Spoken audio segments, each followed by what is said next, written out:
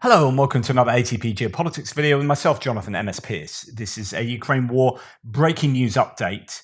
Just going to give you an update about what's happening with the NATO conference in Vilnius. But before I do that, I want to just build on something I said in my news piece concerning this chap here. So far, only rumors, although these are now confirmed from Russian sources as well. Take it with skepticism. Some sources, Ukrainian advisors to the mayor of Mariupol, have begun to report that tonight, during attacks on Berdyansk, last night, Russian Lieutenant General Oleg Yuryevich Tsokov was killed. Now, reportedly, the strike was on a local hotel June. If the event is true, then perhaps it is a place where the general died. P.S. At least the fact that there were explosions that night in Berdyansk is confirmed by local residents. Okay, some Russian sources have begun to report this. This is in the last hour, the death of this general, as noted as a result of the Storm Shadow Lieutenant General missile strike. Now, this is more important than one might think. I mean, it's important, obviously, as a lieutenant general. The deputy commander of the Southern Military District, so he's a deputy commander of the whole military district, was killed as a result of Ukrainian strikes on a Russian command post in the occupied city of Berdyansk. Russian sources confirm now. This is the highest ranking officer of the Russian armed forces eliminated in Ukraine so far. So this is a huge deal. It really is a big piece of news. Russian channels now confirming his death as a result of the attack by Storm Shadow cruise missiles on a command post of the 58th Army in the Berdyansk region. Lieutenant General Tsokov, Deputy Commander SMD, was killed. So it says there. This is really significant, and it just shows more issues with Russian command and control, as in this will present a huge problem if you're 2IC in charge of a large military grouping is killed. That's going to hurt, right? However, that's not the main subject of what I wanted to talk to you about. It's just kind of building on it. Let's go to the NATO summit. Right. As Darth Putin says, day 503 of my 3-day war.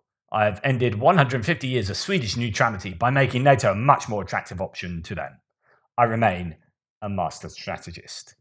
Very good. It is, not a good day for Russia here in terms of wanting to stop NATO expansionism. So before I start here, it's worth bearing in mind what Zelensky has said.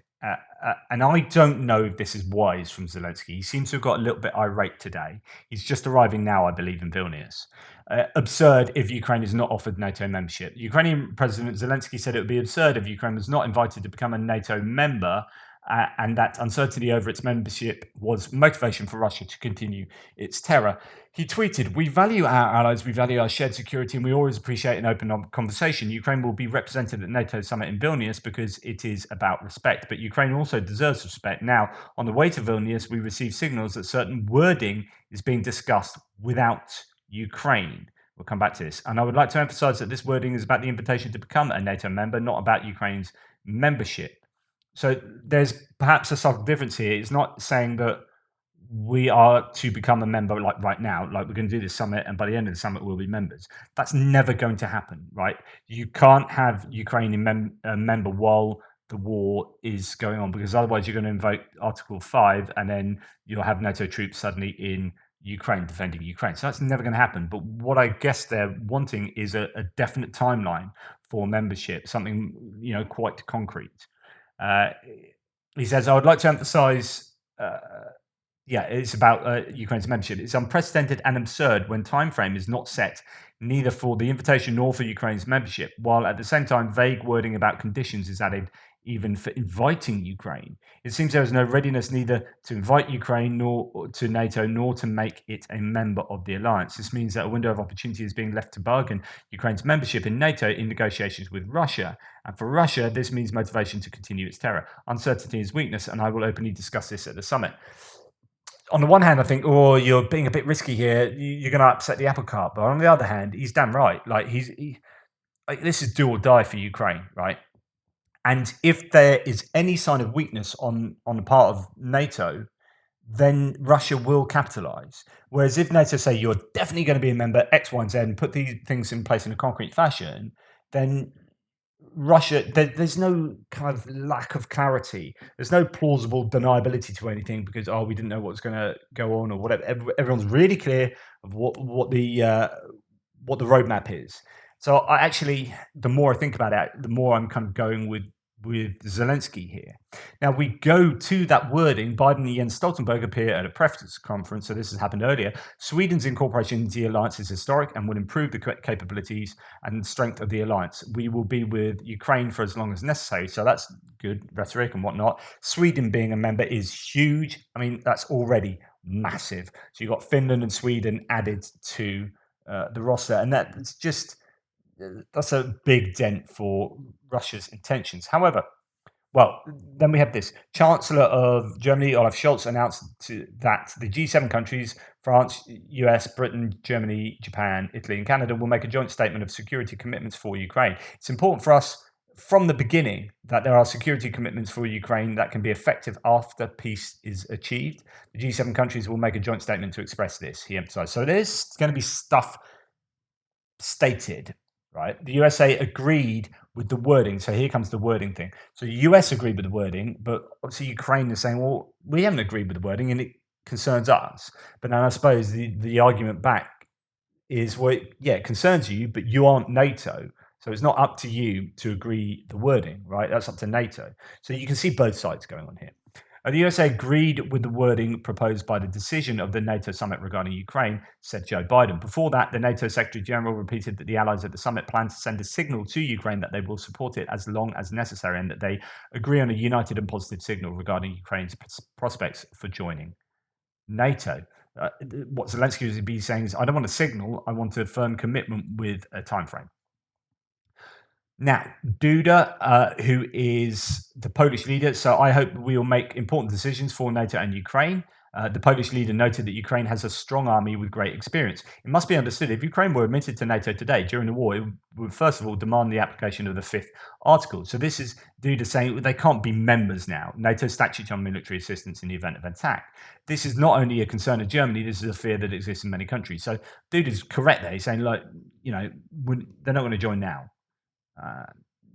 But stuff I've already said. Right, Podolyak saying, so Ukrainians saying Ukraine will receive NATO invite next year, if not in Vilnius. So if Ukraine does not get an invitation to join NATO in Vilnius, it will get it at the Washington Summit next year. Mikhailo Podolyak, an advisor to the presidential office, told Radio Liberty. There's a 100% probability of this. Why? Because I think by this time Russia will finally lose its subjectivity and cease to exist as a country that can wage wars.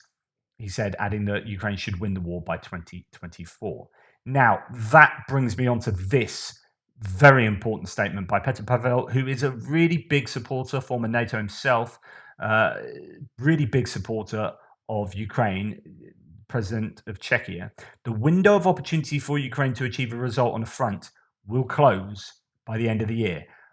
This is really surprising because actually this is putting a time frame on things which I think is possibly not fair. It's kind of arbitrary.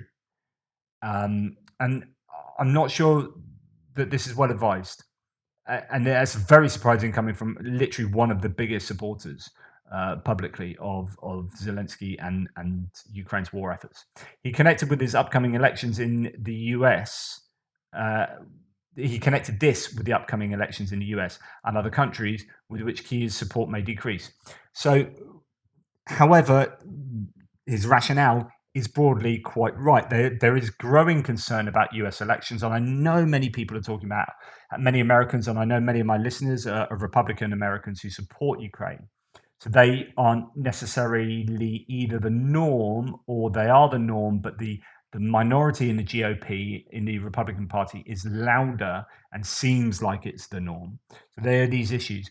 But there is growing concern. I listened to Ukraine the latest podcast, and this is something they're referring to more and more. As there are caveats applied to all sorts of things when the US is concerned and discussed. And lots of people, whether it will be a big problem or not, people perceive it to be a problem going forward, or at least a potential challenge. to continue the quote, everything that is achieved by the end of this year will be a starting point for negotiations. We will also see another decrease in the willingness to massively support Ukraine with a large number of weapons. So he's saying after this year's over, there will be a decrease in the willingness of other countries to step up and support Ukraine. Could be like just a general time thing, although that seems to be an arbitrary demarcation. The end of the year, suddenly people get fed up because I don't know, New Year's resolution or something.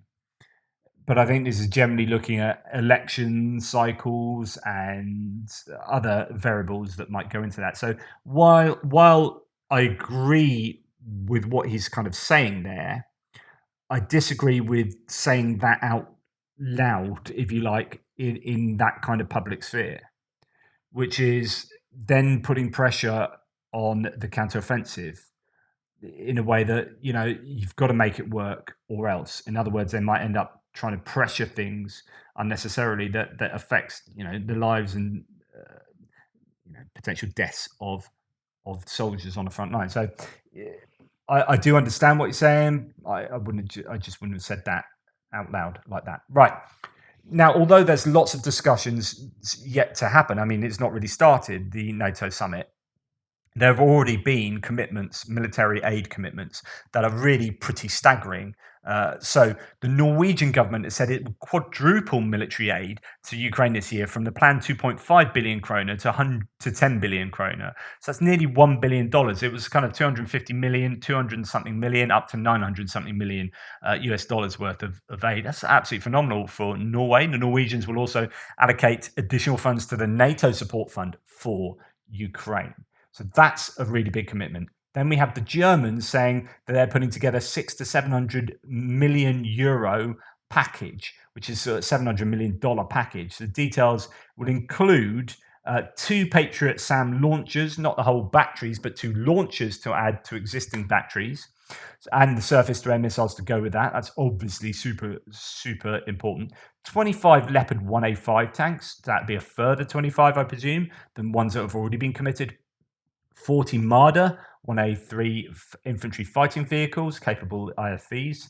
So 40 of them, that's a decent number. 20,000 artillery shells, Leopard tanks, 5,000 smoke shells, 5 Brem Panzer, which are AEVs, armored engineering vehicles, and recon drones and anti-drone systems. So that's really significant.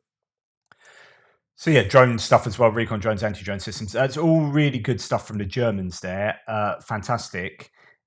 And it's going to be really well received by the Ukrainians.